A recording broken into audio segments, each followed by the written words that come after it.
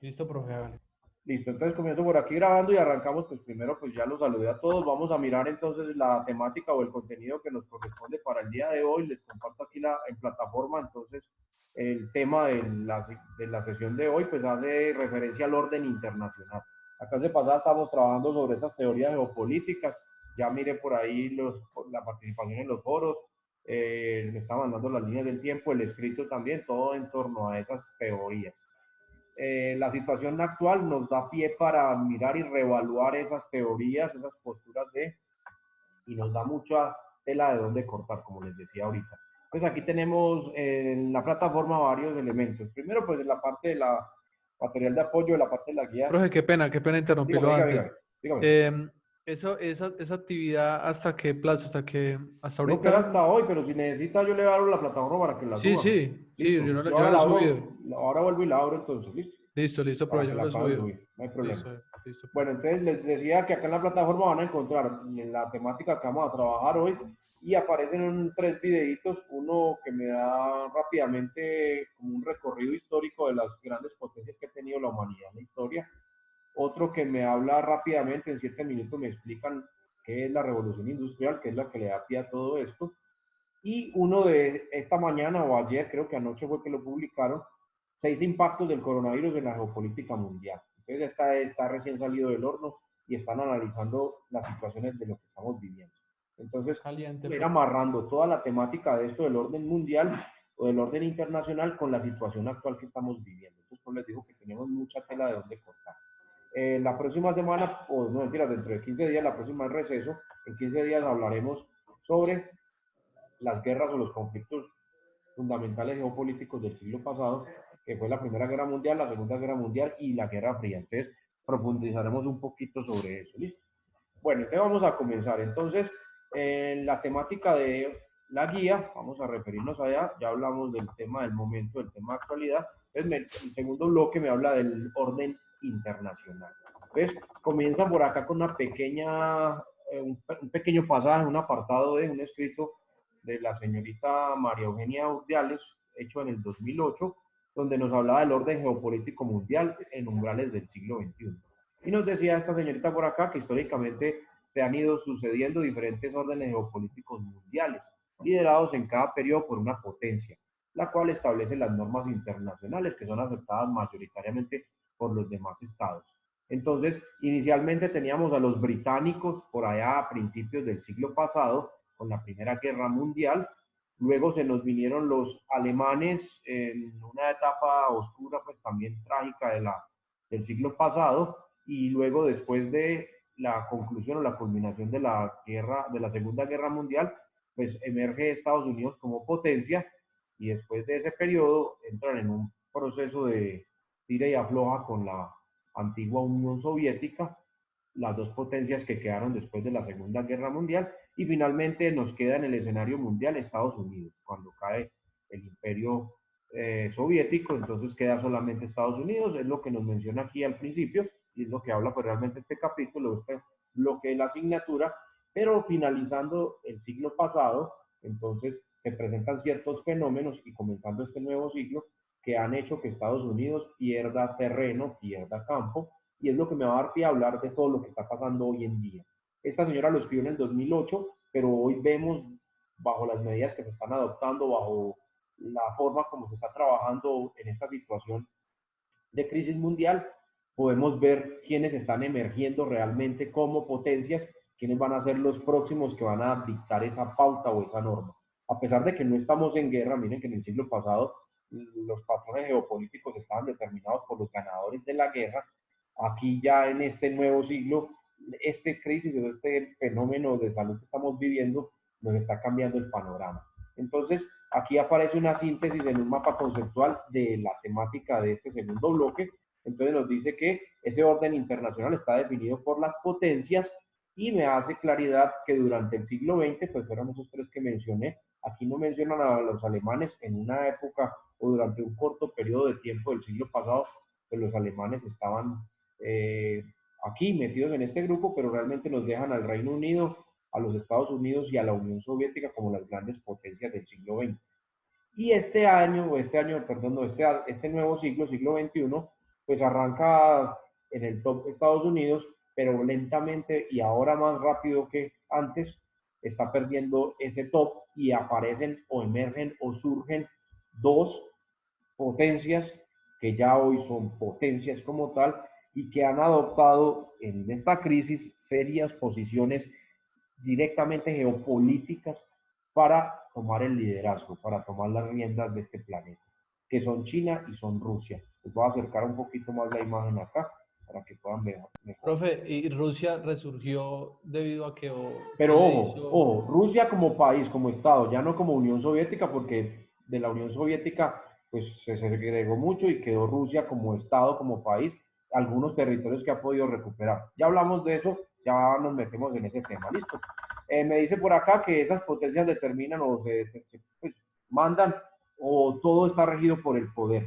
Ese poder pues tiene tres características o tres líneas, el poder político, el poder económico y el poder militar, que en estos casos pues los tres juegan en un solo bando, pues los tres juegan al mismo. Estados Unidos tiene poder político, económico y militar. Rusia exactamente lo mismo y China también. Pero la cuestión está en cómo ejercer el poder, desde qué punto de vista. Entonces ya entramos a analizar eso para esta primera sesión. Entonces, a través de ese poder, pues se alcanza o se determina ese poder a través de estrategias geopolíticas y geoeconómicas. La geopolítica y la geoeconomía, ambas asignaturas, la mayoría de ustedes las están viendo. Entonces, me marca o me dicta eso, ese orden internacional. Entonces, ahora sí metámonos en el cuento, metámonos en esto. Miren lo que está pasando con Rusia, miren lo que está pasando con China, miren lo que está pasando con Estados Unidos en este momento de crisis.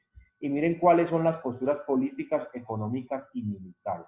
Observen lo que hizo Donald Trump cuando empezó el fenómeno de pandemia, después de que China lo declaró pandemia porque salió de su territorio y se empezó a regar por el mundo. Miren inmediatamente qué hizo Rusia, qué hizo Putin, miren qué hizo Trump y miren las consecuencias de lo que está sucediendo. Ahora, por estos días, bueno, desde la semana pasada empezaron ciertos ataques desde el gobierno de Estados Unidos hacia el gobierno del hermano país, de los vecinos, y esta semana pues ya vimos, escuchamos ayer y antes en noticias que sigue en su arremetida con. Lo hablamos en la sesión pasada, desde la teoría americana, el dominio está en los mares. Quedó reflejado en la decisión que toma Estados Unidos hace 2 días de mandar gran fuerza militar al Mar Caribe. Entonces, se va vislumbrando el panorama de lo que va a pasar con Venezuela.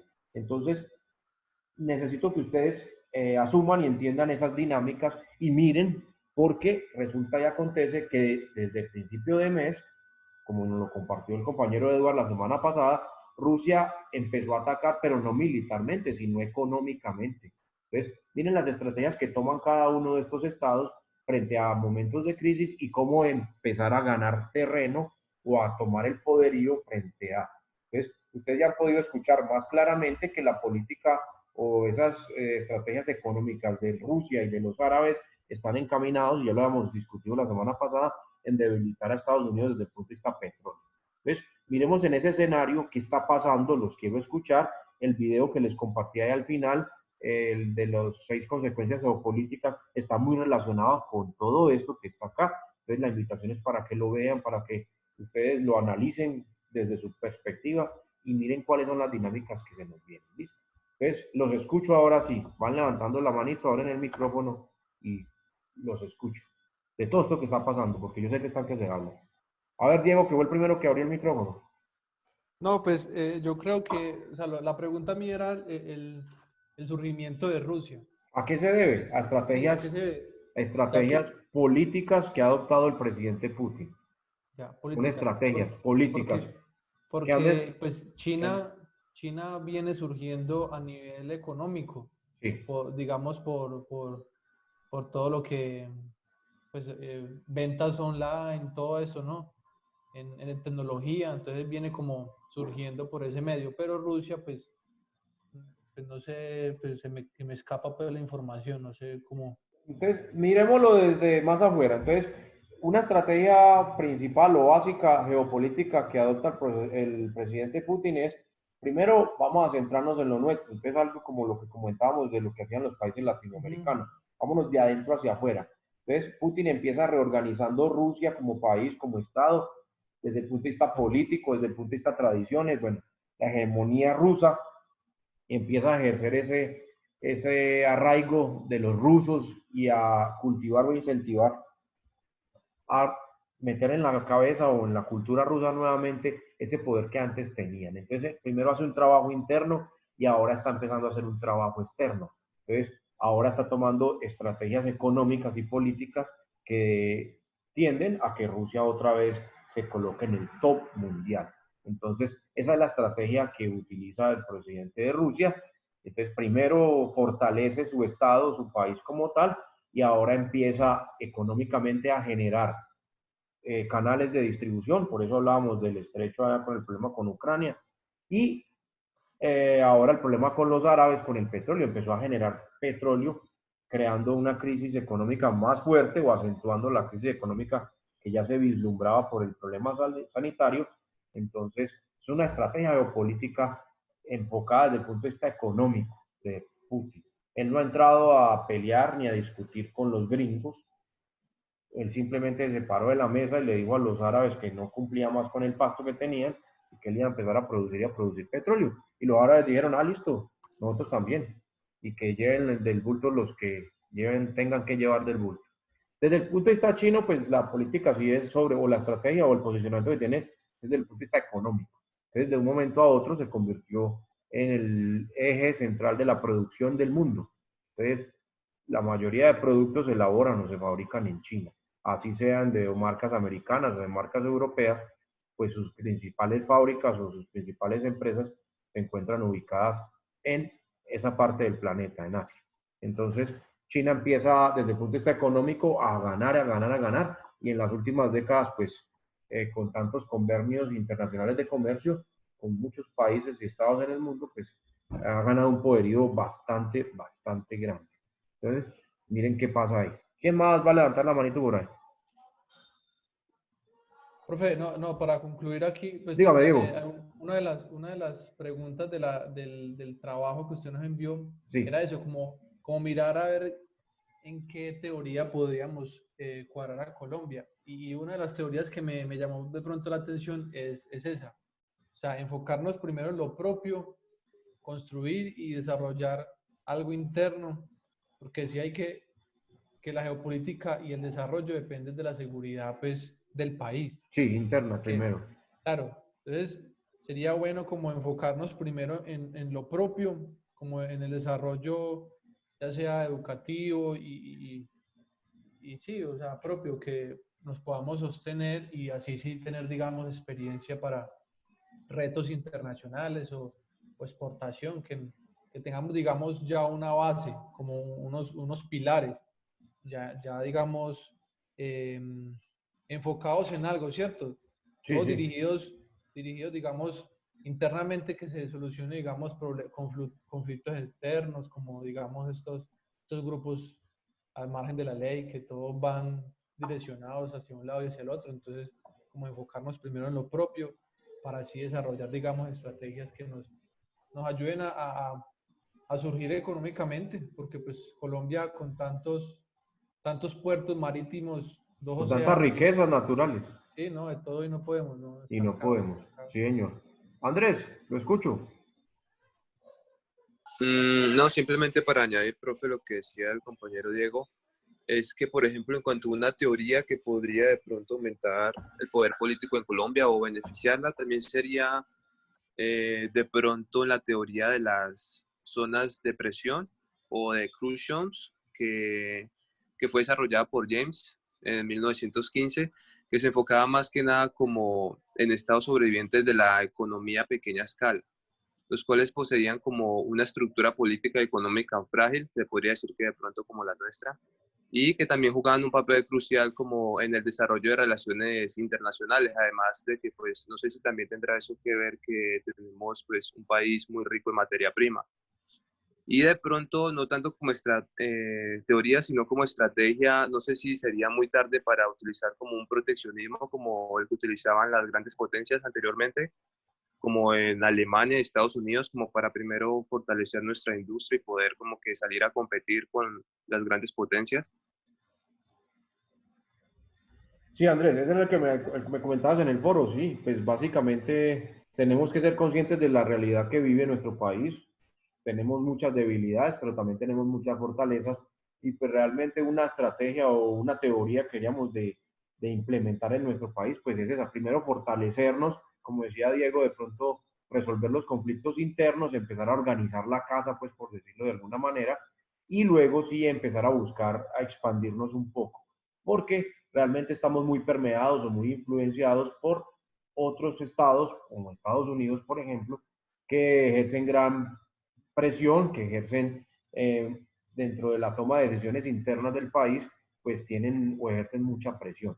Realmente Colombia económicamente pues está regido, está muy ceñido a los lineamientos del Fondo Monetario Internacional, porque les debemos mucha plata, entonces ellos son los que en muchos instantes dicen que hay que hacer una reforma pensional, que hay que reestructurar diferentes sistemas y pues los gobiernos de turno muchas veces simplemente tienen que obedecer. Entonces, primero tendríamos que fortalecernos internamente para después poder salir a competir y después poder salir a expandirnos con otras potencias. Entonces, el ejemplo pues está ahí, es Rusia. Realmente Rusia después de la separación de la Unión Soviética pues quedó muy débil, pero en un trabajo largo, porque eso no es de la noche a la mañana, en un trabajo largo y continuado, pues han podido ir organizando la casa, han podido ir fortaleciéndose internamente y hoy por hoy pues ya salen afuera, ya salen a buscar o a ganar diferentes espacios en el panorama económico y político mundial. Entonces eso es lo que está pasando. ¿Alguien Aunque, más quiere aportar? Andrés, dígame. aunque se podría decir también que yo creo que Rusia era como la parte central, ¿no? Como ese gran Sí, bloque de la Unión claro, era Soviética. el bloque central, sí, pero igual, pues con su división y su debilitamiento después de la caída, pues tuvo que pasar mucho tiempo porque realmente ha pasado muchos años para volver otra vez a generar esa unidad, porque es que el fenómeno después de la caída de la Unión Soviética, pues como tal, era la desintegración total y que cada quien lograra echarle mano a su pedacito y eso.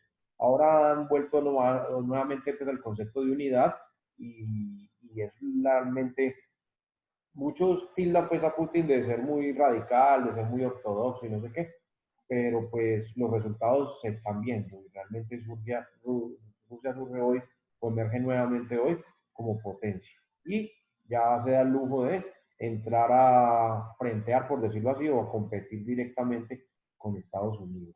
Entonces, tengan presente que situaciones como las que estamos viviendo ahorita, pues dan pie para de verdad mirar cuál es la posición que tiene cada uno de los dirigentes de los estados llamados potencias en el mundo. Entonces, sí me interesa que ustedes observen cuál es la posición china, por ejemplo, frente a la problemática de salud y frente a lo que se viene económicamente hablando. Lo mismo la posición rusa, lo mismo la posición americana, y cuál va a ser la posición que nosotros vamos a adoptar frente a, que la gran pregunta que le hacía a la mayoría de ustedes en ese foro era eso, ¿qué va a pasar con Colombia? ¿Qué va a pasar con Ecuador? Hoy o ayer también el presidente o el expresidente Correa ya sacó un mensaje a su pueblo ecuatoriano y les dijo que esas son las consecuencias de sus actos, de lo que habían sembrado, lo están recogiendo ahorita, están recogiendo muertos en las calles. Ese fue el gobierno que la gente eligió o que en las pasadas elecciones pusieron y miren las consecuencias de haber elegido mal. Y lo peor está por venir, porque la crisis apenas comienza. Ahorita la crisis de salud, pero luego viene la crisis económica, que nosotros también vamos a vivirla y la vamos a afrontar. ¿Qué va a pasar con Colombia? ¿Qué va a pasar con nosotros? De verdad.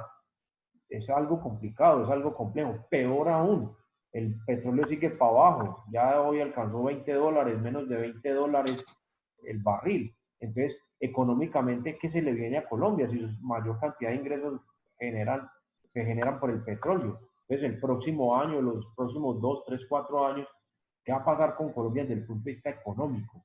Una cosa es ahora lo de la salud, listo. Esta crisis va a pasar, va a dejar o va a costar algunas vidas desafortunadamente, en algunas partes más que otras por las estrategias adoptadas. Pero después, la crisis económica, ¿qué va a pasar?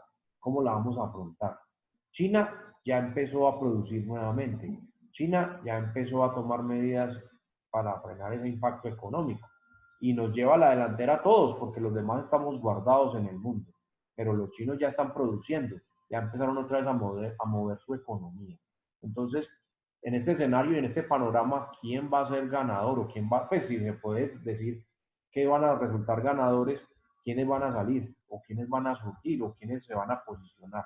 Entonces, hay que mirar qué pasa con Rusia, hay que mirar qué está pasando con China, porque pues nos llevan una delantera grande a los demás. En el hemisferio de nuestra parte, pues Ecuador es el ejemplo, Chile también está disparado, se dan garra ahí entre Chile, Brasil también ya se disparó eso y México. Entonces, pues tanto Bolsonaro como el presidente mexicano, Labrador, pues ellos estaban protegiendo su economía o a costa de las vidas. Ya vieron que eso se les salió de la mano. Igual que la posición que estaba tomando Trump frente a esa problemática, pero también ya se les salió de la mano. Solo que Estados Unidos pues tiene mayor capacidad de respuesta que de pronto Ecuador. Miren lo que está pasando en Ecuador. Entonces, la pregunta que le hacía a la mayoría de ustedes en el foro, bueno, ¿y qué va a pasar entonces con Colombia desde el punto de vista económico, desde el punto de vista político, desde el punto de vista geográfico? ¿Qué va a pasar con todos estos movimientos que se están generando ahorita? Esa es la gran pregunta que tenemos ahí. ¿Alguien más por aquí? Dígame, Diego. ¿Quién puede medir eso, pues? Sí, no, pues de medirlo no, pero sí podemos ir vislumbrando qué va a pasar, cuáles van a ser las medidas que se van a adoptar. Entonces, pues ahora por lo menos hay una gran discusión en el país porque una personaje como Claudia López, la alcaldesa de Bogotá, pues no está esperando, ella se está adelantando a, entonces ella está generando estrategias para después de no esperar, por ejemplo, el 13 de abril que ha pasado con Colombia y con la enfermedad. Ella ya está diciendo, no, eso no va a frenarse ahí, eso va a continuar. Entonces, ¿qué estrategias desde el punto de vista social, desde el punto de vista económico se tienen que generar para? Mientras vemos que, por ejemplo, el presidente está esperando, está muy expectante. Él manifiesta que ha tenido mucha asesoría de muchos sectores, bueno, pero que todavía no está en la posición de poder tomar decisiones. Pues entonces eso es complejo porque se genera pues esa ruptura, lo que están manifestando la mayoría de los medios y el mismo gobierno nacional lo dice, pues Bogotá no puede ser una isla aparte y no puede manejar el problema solo porque igual va a estar inmerso dentro del país. Entonces, esas dinámicas o esas medidas comparadas con lo que hizo, por ejemplo, Putin, a pesar de que Rusia es un país muy grande y que ya en estos últimos días se ha disparado, antes tenía muy poquitos casos, hoy ya raya un poquito más de 2.000 casos, pero son muy poquitos muertos los que tiene Rusia, son muy poquiticos comparado con otros países de igual tamaño o de menor tamaño, pues comparemos Rusia con Ecuador y pues no hay ni punto de comparación. Entonces, esas posturas, algo como lo que hace el presidente de Salvador, o el que por ahí fue muy popular la semana pasada en redes, todas esas posturas que toma, todas esas medidas que toma pensando más en las personas, más en su pueblo, que en la parte económica. Lo que no pudimos ver, por ejemplo, con Brasil, caso Brasil, donde este personaje decía que eso era una simple gripita y que los brasileños estaban acostumbrados a meterse en las alcantarillas, en las cloacas y que no les pasaba nada, pues es una visión bastante, no sé, burda frente a la problemática que estamos viendo. Porque inicialmente, pues ya tenemos el referente, es que inicialmente esa fue la posición que tomó España, que tomó Italia, que tomaron la mayoría de países de la Unión Europea, y miremos qué está pasando allá. En estos momentos, cómo está Francia, cómo está el Reino Unido, cómo está Alemania. Son los países que puntean en esa lista de países con mayor número de casos de infección. Lógico que, por ejemplo, Ecuador, pues su sistema de salud no da abasto y pues realmente está muy descuidado, es muy similar al nuestro. Y Italia, España, de pronto Francia, pensamos que eran estados que estaban muy organizados, pero realmente pues la cantidad de enfermos no da para responder. El sistema no tiene cómo responder. Pero pues de todas maneras sí es muy cruel lo que decían ustedes al principio, la mayoría, ver esas imágenes de Ecuador, por ejemplo, está allí nomás. Entonces, tenemos que mirar todas esas dinámicas, todas esas estrategias, todas las posturas que se están tomando frente a esto. Y seguro que pasará la crisis de salud, pero la crisis que se nos viene a los colombianos y a la mayoría de países en el planeta es económica. ¿Cuál va a ser la postura nuestra frente a eso? ¿Cuáles van a ser las estrategias o las decisiones de? Ahí está el gran cuestionamiento de, y es el que casi todos los foros pues les hacía. Escuchemos otras voces, a ver pues, Marcela, Víctor, Valentina. Edward, Profe, dígame, Marcela, por aquí me metió Marcela primero. Escuchemos a Marcela, ya le doy la palabra, Edward. profe, Dígame, yo Marcelita. quiero de pronto hablar un poquito sobre lo que está pasando en Venezuela. Hágale, ese es otro panorama y Yo, otra yo tengo perspectiva. como una incógnita que pues Estados Unidos está atacando a Venezuela por el Mar Caribe, pero el narcotráfico se ve por el Pacífico, por el Chocó. Ah, Entonces, eso has es como estado un despiste, leyendo. creería yo, ¿Es un qué? como un despiste. Ah, bueno. O eso ahí como podría ser, como usted que tiene como mayor conocimiento. Recuerdan a nuestro querido bachiller, son jugaditas, decía el bachiller Macías, son jugaditas, entonces son jugaditas de Donald Trump. Entonces, ¿qué pasa? Pues retomando y nuevamente volvemos al caso petróleo-Rusia. Entonces, pues Trump ya sabe cuáles son las consecuencias de esa guerra del petróleo. Entonces él necesita tener mayor fuente o mayores recursos de el trasfondo de todo eso, sin hablarlo, pues sin tener que leer y buscar e investigar mucho. El trasfondo de todo eso es la reserva petrolera de Venezuela. Es lo único que le interesa a los gringos. Maduro, como muchos lo han manifestado, pues simplemente es el personaje de turno. Y si no fuera él y fuera otro, pues lo atacarían y buscarían pretextos como el que se generó esta semana o la semana anterior, dictándolo pues como narcoterrorista y no sé qué más, para poder intervenir. Entonces, simplemente son excusas. Y como lo dice Marcela, pues sí, ya muchos lo han manifestado y lo están expresando. Es que toda la cocaína que sale de Colombia se va por el Pacífico, porque es que la cocaína de Colombia la están sacando los carteles mexicanos y se lo sacan por el Pacífico, toda la costa pacífica. Entonces, llenar o minar de buques y de barcos de guerra todo el Caribe, pues no sé cuál es de verdad el ataque al narcotráfico, porque pues por Venezuela no sale mucha droga que digamos. La mayor cantidad de droga producida en este país se va para arriba por el Pacífico, no por el Atlántico. Por Entonces, como Buenaventura. dice Marcela, pues sí, es simplemente una distracción o es una excusa para poderse posicionar desde el punto de vista naval. Ahí recuerden que la teoría americana nos dice el dominio del mar y ellos pues desde ahí podrán intervenir a Venezuela muy fácilmente. Claro que Maduro pues ya salió ayer a decir que les tiene también preparadas una sorpresita, entonces dura la situación, esperemos que no reviente. También Trump hace eso pensando en que Rusia afloje, en que Putin afloje, y está esperando qué respuesta toman países como China y Rusia que apoyan a Venezuela desde el punto de vista económico. Entonces, ¿cuál va a ser el pronunciamiento de ellos? Pero realmente son pataditas de ahogado, podríamos decir, las que está dando Donald Trump en este momento, porque el problema más grande que tiene Estados Unidos en este momento es el de salud. Y a la par, pues Putin le sale adelante con ese problema del petróleo y ahí está generando unas dinámicas bastante interesantes. Entonces, ese debilitamiento de Estados Unidos como potencia, no solo como potencia militar, pues de pronto como militarmente llevará la delantera todavía, pero económicamente tambalea bastante con las posturas. Andrés, ¿ibas a decir algo? Qué pena, profe. Nosotros, entonces, ¿qué pasaría con nosotros? Nosotros seguiríamos siendo Ah, parte como marionetas de Estados Unidos. Anoche en Yamid entrevistaba al ministro de Defensa, Carlos Holmes Trujillo, y lo cuestionaba frente a eso. Le decía que cuál iba a ser la posición de Colombia. Entonces, pues él ahí se trató de evadir la pregunta, bueno, la respuesta fue que Colombia toma una posición diplomática y política frente al conflicto en Venezuela. Pero pues para nadie es un secreto que Estados Unidos o Colombia más bien es un aliado en la región de Estados Unidos. Entonces hay que mirar qué va a pasar, hay que mirar qué va a pasar. ¿Quién me ha levantado la mano antes de Marcelita? Víctor o Edward, ¿quién era? Edward, creo. Edward, hágale, Edward. Profe, no, yo no. No era usted, entonces fue Víctor. No, Víctor.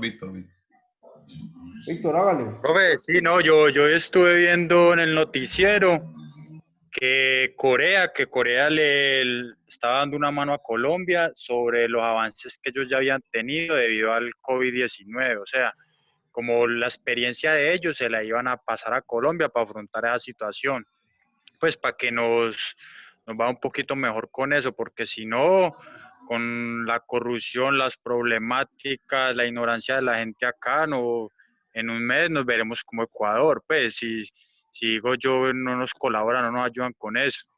Con respecto a lo de lo económico, profe, yo pienso que nos va a ir mal, como siempre. O sea, Colombia que tiene para proponer o para decir o algo, sino Colombia es lo que nos digan los que mandan o algo. Entonces, con respecto a lo económico, pues mal como siempre, y la corrupción me imagino que en 2 meses aprovechándose de eso. Bueno, Víctor toca un punto que es letal y es trascendental en nuestro país. Entonces, pues nomás aquí en caso Cartago, pues ya vimos esta semana al alcalde municipal que en sus charlas en vivo, pues que hace todos los días, está manifestando preocupación grande frente a un aspecto como ese. Entonces, frente a la problemática, pues el municipio ha tratado de ayudar a familias que de pronto no están cobijadas por ayuda humanitaria y han llegado a descubrir que, por ejemplo, algunos están recibiendo mercados y lo están revendiendo. Eso es un acto de corrupción.